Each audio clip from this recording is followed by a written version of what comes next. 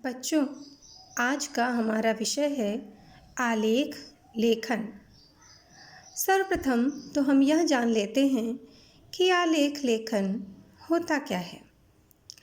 आलेख से हमारा तात्पर्य है गंभीरता और व्यंग्यात्मकता का सामंजस्य। आलेख में हम गंभीर बातों को भी लिखते हैं और कभी कभी व्यंग्य रूप में तीक्ष्ण कटाक्ष भी करते हैं। कुछ बच्चे यह समझते हैं कि आलेख निबंध की तरह ही होता है, जबकि ऐसा नहीं है। निबंध और आलेख में थोड़ा सा अंतर होता है। जबकि आलेख को निबंध का ही छोटा रूप कहा जाता है।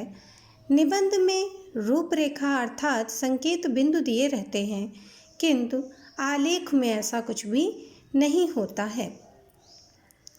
आलेख लिखने के लिए कुछ ध्यान देने योग्य बातें हैं, जो कि इस प्रकार हैं। आइए हम देखते हैं। आलेख में भाषा सरल एवं स्पष्ट होनी चाहिए। भाषा में सरलता यदि होती है तो सामने पढ़ने वाला पाठक कैसा भी हो, उसको सरल रूप में सरलता से समझ में आ जाता है। स्पष्टता होनी इसलिए आवश्यक है कि भाषा में किसी भी प्रकार के क्लिष्ट शब्दों का प्रयोग नहीं किया जाना चाहिए। यहाँ पर हमें अपने शब्दों की क्लिष्टता का ज्ञान नहीं दर्शाना है, जबकि सरलता को दर्शाना है, स्पष्टता को दर्शाना है, ताकि सामने पढ़ने वाले पाठक को आसानी से बात समझ में आ सके। कभी कभी यह होता है कि भाषा में क्लिष्टता होने के कारण बात तो सीधी होती है, किंतु भाषा के माया जाल में फंसकर रह जाती है। विचार कथात्मक न होकर विवेचन विश्लेषण शैली में होने चाहिए, अर्थात अपने विचारों को कहानी के रूप में प्रस्तुत नहीं करना होता है, उनका विवेचन और विश्लेषण किया जाता है। जैसे हमने कोई भी विषय लिया, जैसे कि बेटी बचाओ बेटी पढ़ाओ आंदोलन। अब इसमें विवेचन और उसका विश्लेषण होना है कि इस आंदोलन का प्रारंभ किसने किया, किसके द्वारा किया गया, कब किया गया, इसका विस्तारण कहाँ तक हुआ, इससे क्या क्या लाभ हुआ, इससे कितने लोगों ने फ़ायदा उठाया और कितने लोगों को लाभान्वित हुआ। इस प्रकार से विवेचन और विश्लेषण किया जाता चाहिए। पाठक जिज्ञासा उत्पन्न की शक्ति। हमारे आलेख में पाठक की जिज्ञासा उत्पन्न होनी आवश्यक है। ऐसा न हो कि आरंभ में ही 2 से 3 पंक्तियां पढ़ने के पश्चात पाठक की जिज्ञासा ही खत्म हो जाए और वो पढ़ना छोड़ दे। हमें इस प्रकार की भाषा का प्रयोग करना चाहिए कि पाठक की जिज्ञासा प्रारंभ से अंत तक बनी रहे और वो पूरे आलेख को पढ़े।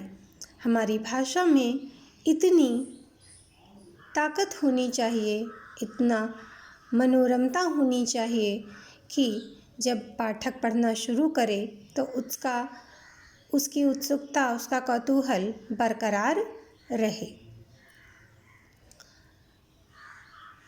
यानी कि जब आप लिखना शुरू करें तो शुरू से अंत तक हर बात का एक दूसरे से जुड़ाव होना आवश्यक है।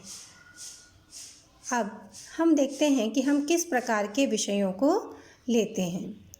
विषय कैसे हो सकते हैं? ज्वलंत मुद्दे हो सकते हैं, प्रसिद्ध विषय हो सकते हैं, समारोह हो सकते हैं, किसी भी प्रकार के कोई राजनेता हो सकते हैं, कुछ भी। इस प्रकार के विषयों को हम आलेख के लिए चुनते हैं।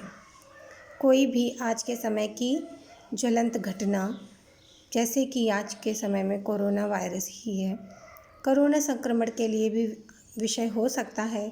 कोई भी पुराने प्रसिद्ध विषय हो सकते हैं, किसी भी प्रकार के समारोह के विषय में भी हो सकता है, किसी राजनेता के विषय में भी हो सकता है, इत्यादि।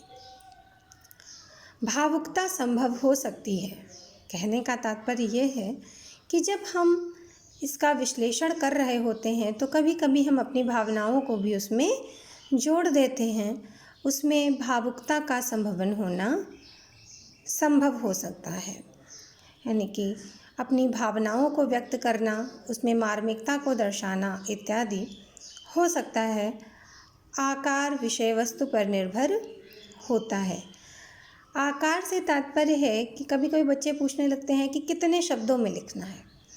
उस किसी भी आलेख का एक निश्चित शब्दाकरण नहीं हो सकता, क्योंकि जब कोई विषय होता है, आलेख का नहीं होता पर विषयवार शब्दाकरण हो सकता है, कि यह निर्भर करता है कि आपका विषय कैसा है और विषय में लिखे जाने का जो आपके पास बिंदु है, जो आपके पास आलेख लिखने के लिए जो भी सामग्री है वह कितनी हो सकती है, उसके अनुसार ही आकार निर्धारित किया जा सकता है। तो यह थी कुछ आलेख लेखन में लिखने के समय याद रखने योग्य बातें। बच्चों, आज का हमारा विषय है दिन प्रतिदिन बढ़ते अंधविश्वास।